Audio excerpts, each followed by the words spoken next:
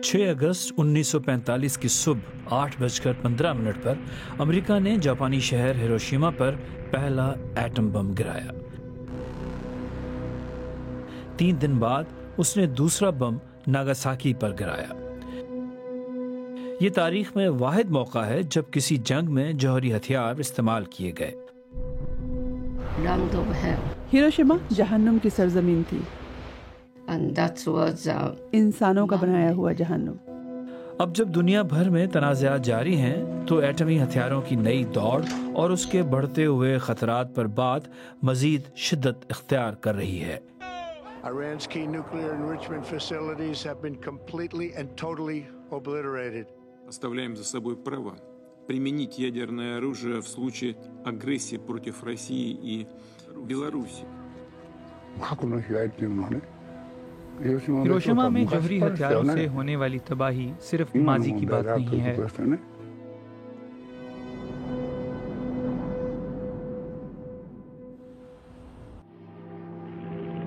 दूसरी आलमी जंग में शामिल होने के 1 साल बाद 7 दिसंबर 1941 को जापानी एयरफोर्स ने हवाई के पर्ल हार्बर में एक अमरीकी बहरी अड्डे पर अचानक हमला किया, जिसमें 2400 से ज्यादा अफराद हलाक हुए। इस हमले के बाद अमेरिका ने न्यू मैक्सिको में एक खुफिया मंसूबे पर काम शुरू किया, जिसमें न्यूक्लियर फिजन के जरिए दुनिया का पहला एटम बम तैयार किया गया। जब जापान ने जर्मनी के हथियार डालने के बाद जंग खत्म करने के अमेरिकी अल्टीमेटम को मुस्तरद कर दिया तो अमेरिका ने हिरोशिमा पर एक तजुर्बाती बम गिराया।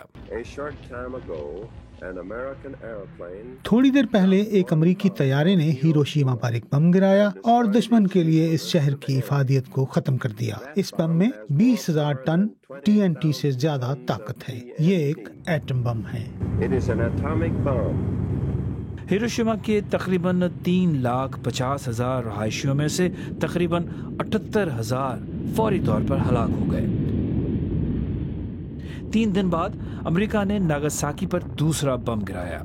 नागासाकी के तकरीबन 2,40,000 शहरियों में से 40,000 फौरी तौर पर हलाक हो गए। उसके बाद जापान ने हथियार डाल दिए, जिससे एशिया में जंग का खात्मा हो गया।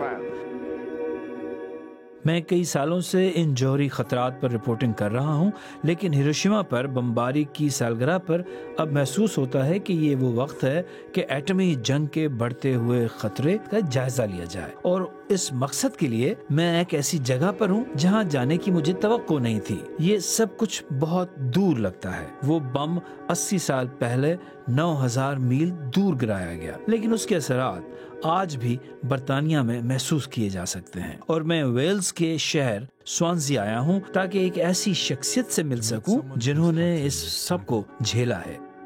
क्यूको गिब्सन हिरोशिमा में बम गिरने के 3 साल बाद पैदा हुई। आज भी आपकी जिंदगी पर उस वाक़े के असरात हैं। क्या आप हमें कुछ बता सकती हैं कि आपको किस तरह मुतासिर करता है? मैं बचपन में जिस्मानी तौर पर कमज़ोर थी। मुझे फालिज हुआ, मेरे जिस्म में ट्यूमर था और हाल ही में मेरी 2 ब्रेस्ट कैंसर की सर्जरियां हुई हैं। आपके खानदान के बारे में आपने अपने शौहर से बात की? क्या वो इस सब कुछ पर हैरान थे कि आप और आपके वालिदैन किन हालात से गुजरे हैं? मेरा ख्याल है हाँ, लेकिन मेरे बच्चों ने कभी इस बारे में कुछ जिक्र नहीं किया। शायद उन्हें पूछने में हिचकिचाहट इसलिए है क्योंकि ये बात इतनी तकलीफदेह है। 8 दिहाइयां गुजर जाने के बावजूद एटमी जंग का खौफ आज भी हमारे साथ मौजूद है। अखबारों की सुर्खियों में, टीवी शोज, फिल्मों और वीडियो गेम्स में। लेकिन एक ऐसा मुल्क है जहां ये डरावना ख्वाब हकीकत बन गया था। यहाँ हिरोशिमा में मुझे इन चंद लोगों से बात करने का मौका मिला है जिन्होंने हकीकत में एटम बम हमले का सामना किया है। आज की दुनिया में जहां एटमी जंग का खतरा कम नहीं बल्कि करीब तर महसूस होता है, हम उनसे क्या सीख सकते हैं? मुझे लगता है कि ये खतरा दिन ब दिन बढ़ता जा रहा है। यह है वो जगह जहां मैं रह रहा था जब बम गिराया गया। ہیروشیما جاپان کی جنگی کوششوں کا اہم مرکز تھا۔ کیکو اس وقت 8 سال کی تھی، میکیو 13 سال کے اور کینجی 6 سال کے۔ یہ ایٹمی حملے سے بچ جانے والوں کی آخری نسل میں شامل ہے۔ کیا یہ آپ اور آپ کے اہل خانہ تھے؟ مجھے یقین نہیں، لیکن میرا خیال ہے کہ یہ میں ہوں۔ یہ شخص اب بھی ٹوکیو میں زندہ ہے، لیکن ان میں سے زیادہ تر لوگ اب نہیں رہے۔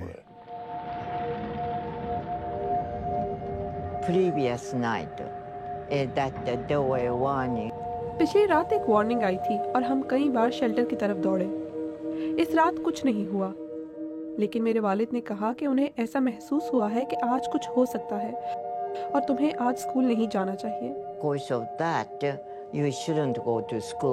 صبح 8 بجے کے فوراً بعد B-29 طیارے انولا گے کی آواز ہیروشیما کی فضاؤں میں سنی گئی۔ ہیروشیما پر بم گرانے کا فیصلہ صرف 1 گھنٹے پہلے کیا گیا تھا۔ اس کا ہدف تھا اوئی برج، جو شہر کے بالکل مرکز میں واقع ہے۔ ٹھیک 8:15 پر ایٹمی بم، جسے لٹل بوائے کہا جاتا تھا، گرا دیا گیا۔ میں سڑک پر اکیلی تھی، بالکل اکیلی۔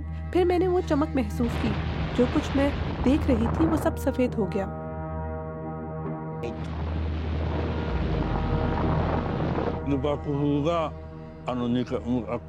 یہ دھماکے کی لہر، یہ 2 منزلہ اونچی لہر کونے سے میری طرف آئی۔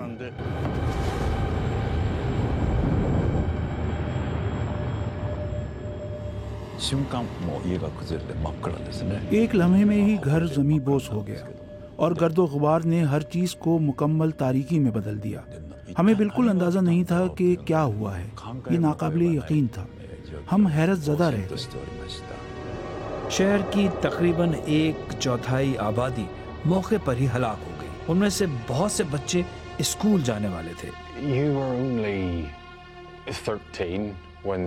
آپ صرف 13 سال کے تھے جب آپ اپنے گھر کے ملبے سے باہر نکلے، تو کیا آپ کو اندازہ ہوا کہ کیا ہو چکا ہے؟ آپ یہ نہیں بتا سکتے کہ وہ مرد تھے یا عورت۔ ان کے چہرے اس قدر مسخ ہو چکے تھے، گرمی نے ان کے بالوں کو سکیڑ کر سیدھا کر دیا تھا۔ جب بچ جانے والے یہ سمجھنے کی کوشش کر رہے تھے کہ ان کے ساتھ اور ان کے خاندانوں کے ساتھ کیا ہوا، تو بظاہر صحت مند لوگ اچانک مرنے لگے۔ ہمیں بالکل اندازہ نہیں تھا کہ کیا ہوا ہے۔ بمباری کے فوراً بعد لوگ جب کنگھی کرتے تو ان کے بال جھڑنے لگتے۔ بم سے بچ جانا صرف شروعات تھی۔ اس دھماکے نے تابکاری شعاؤں کی بہت بڑی مقدار خارج کی، جس سے لوگ اگلے دنوں اور ہفتوں میں شدید بیمار ہو گئے۔ اگر آپ کے بال جھڑنے لگتے تو آپ 4 یا 5 دن کے اندر مر جاتے۔ مجھے یاد ہے کہ ہر صبح جب میں جاگتا تو میں یوں اپنے بال کھینچتا، اور اگر بال جھڑ جاتے تو میں بہت پریشان ہو جاتا۔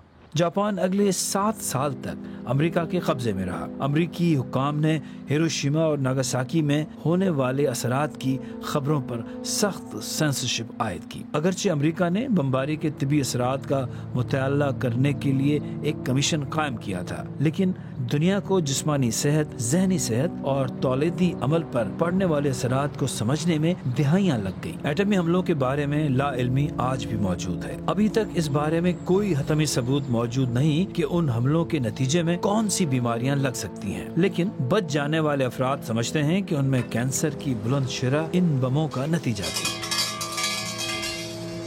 وہ لوگ بھی جو دھماکے کے وقت وہاں موجود نہیں تھے، جیسے ساتوشی تاناکا۔ میں اب تک 6 کینسر کی سرجریوں سے گزر چکا ہوں اور بار بار ہسپتال آنا جانا رہا ہے۔ میں اپنی پوری کوشش کر رہا ہوں۔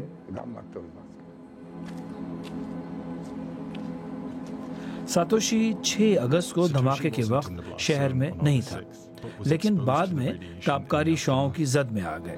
وہ صرف 18 ماہ کے تھے جب ان کی ماں اپنے لاپتہ رشتہ داروں کی تلاش میں انہیں بھی اپنے ساتھ شہر لے آئیں۔ کیا آپ ایسا سمجھتے ہیں کہ اس کی وجہ سے آپ کی صحت پر اثر ہوا ہے؟ میرے جیسے لوگوں کے لیے جنہیں بچپن میں کم سطح کی تابکاری کا سامنا ہوا، ایسا ڈیٹا موجود ہے جو ظاہر کرتا ہے کہ جب وہ بڑے ہوتے ہیں تو ان پر اس کے اثرات ظاہر ہوتے ہیں۔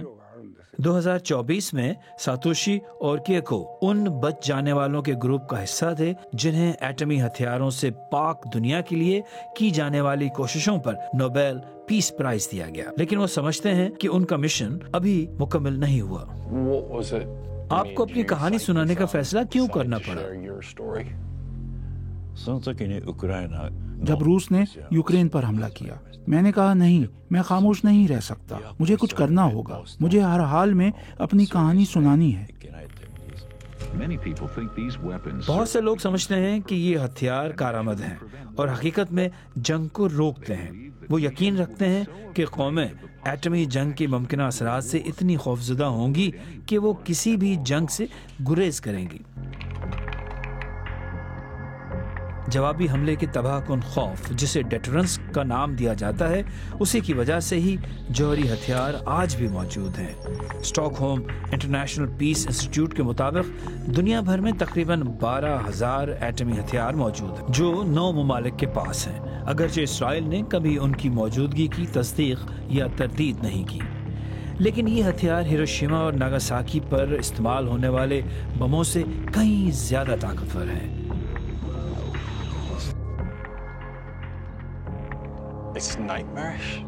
یہ سب خوفناک ہے جو کچھ ہمیں بتایا گیا ہے۔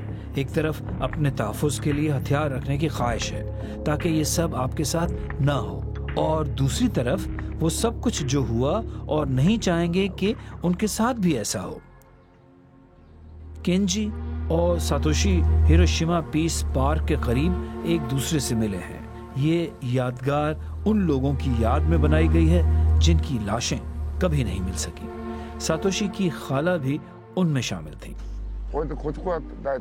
یہ وہ جگہ ہے جہاں سب سے زیادہ تباہی ہوئی تھی۔ ایسی تباہی پہلے کبھی نہیں دیکھی گئی۔ متاثرین میں سے تقریباً نصف کی شناخت نہیں ہو سکی۔ ہم ان کے بارے میں کچھ نہیں جانتے۔ تقریباً 70,000 افراد ایسے تھے جنہیں کوئی لینے نہیں آیا۔ چلو دعا کرتے ہیں۔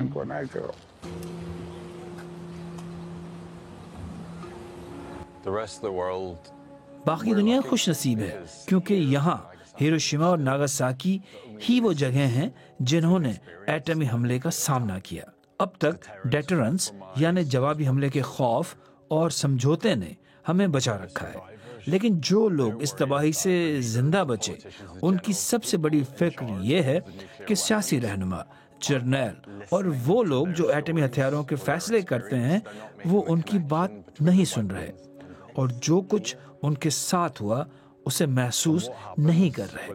وہ جوہری ہتھیاروں اور یہاں ہیروشیما میں جو کچھ ہوا اس کے درمیان تعلق نہیں جوڑ پا رہے، اور جب وہ آخری لوگ جو واقعی جانتے ہیں کہ ایک ایٹمی بم کیا ہوتا ہے، جب وہ سب دنیا سے رخصت ہو جائیں گے تو ہم اپنے رہنماؤں کو کیسے سمجھائیں گے کہ جوہری ہتھیار کا بٹن دبانا دراصل کیا مطلب رکھتا ہے؟